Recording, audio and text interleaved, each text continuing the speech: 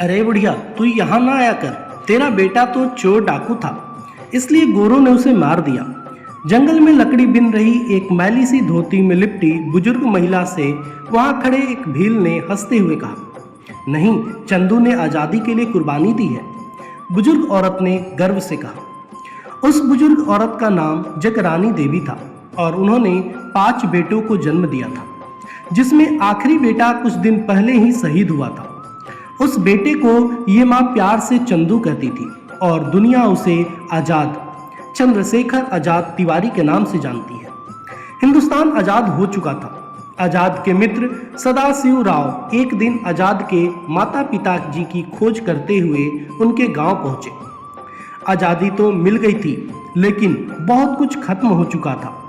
चंद्रशेखर आज़ाद की शहादत के कुछ वर्षों बाद उनके पिताजी की भी मृत्यु हो गई थी। आज़ाद के भाई की मृत्यु भी इससे पहले ही हो चुकी थी।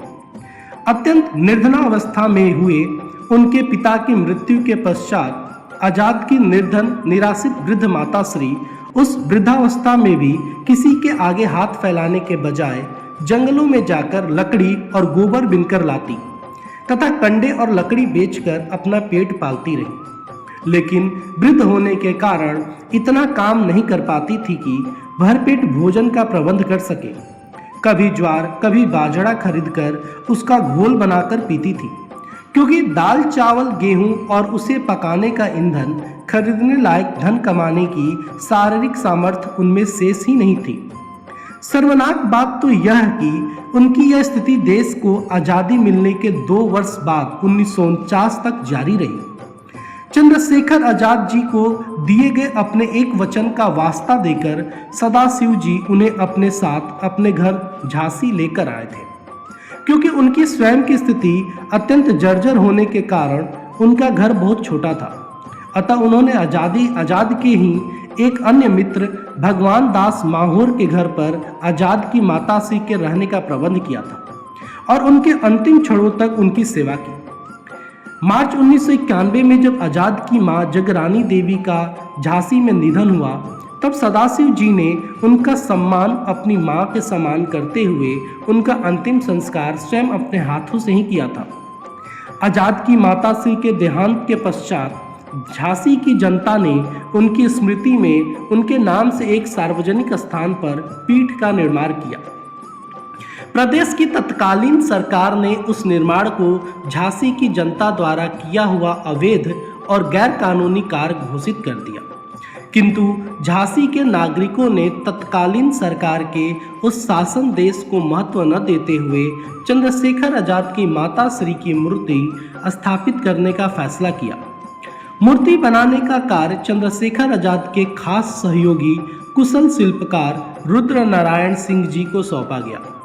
उन्होंने फोटो को देखकर आज़ाद की माताश्री के चेहरे की प्रतिमा तैयार कर दी। जब केंद्र सरकार और उत्तर प्रदेश की सरकारों को यह पता चला कि आज़ाद की मां की मूर्ति तैयार की जा चुकी है और सदाशिव राव, रूपनारायण, भगवान दास माहौर समेत कई क्रांतिकारी झांसी की जनता के सहयोग से मूर्ति को स्थापित करने जा रहे हैं, तो इन दोनों सरकारों ने अमर बलिदानी शहीद पंडित चंद्रशेखर आज़ाद की माताश्री की मूर्ति स्थापना को देश, समाज और झांसी की कानून व्यवस्था के लिए खतरा घोषित कर उनकी मूर्ति स्थापना के कार्यक्रम को प्रतिबंधित कर पूरे झांसी शहर में कर्फ्यू लगा दिया। चप्पे चप्पे पर पुलिस तैनात कर दी गई ताकि अमर बलिदानी चंद्रशेखर आज़ाद की माताश्री की मूर्ति की स्थापना न की जा सके। जनता और क्रांतिकारी आज़ाद की माता की प्रतिमा लगाने के लिए निकल पड़े। अपने आदेश की झांसियों की सड़कों पर बुरी तरह उड़ती धज्जियों से तिलमिलाई तत्कालीन सरकारों ने पुलिस को गोली मार देने का आदेश दे डाला। आज़ाद की माताश्री की प्रतिमा को अपने सिर पर रखकर पीठ के तरफ बढ़ रहे सदाशिव को जनता ने चारों तरफ से अपने घेरे में ले लिया।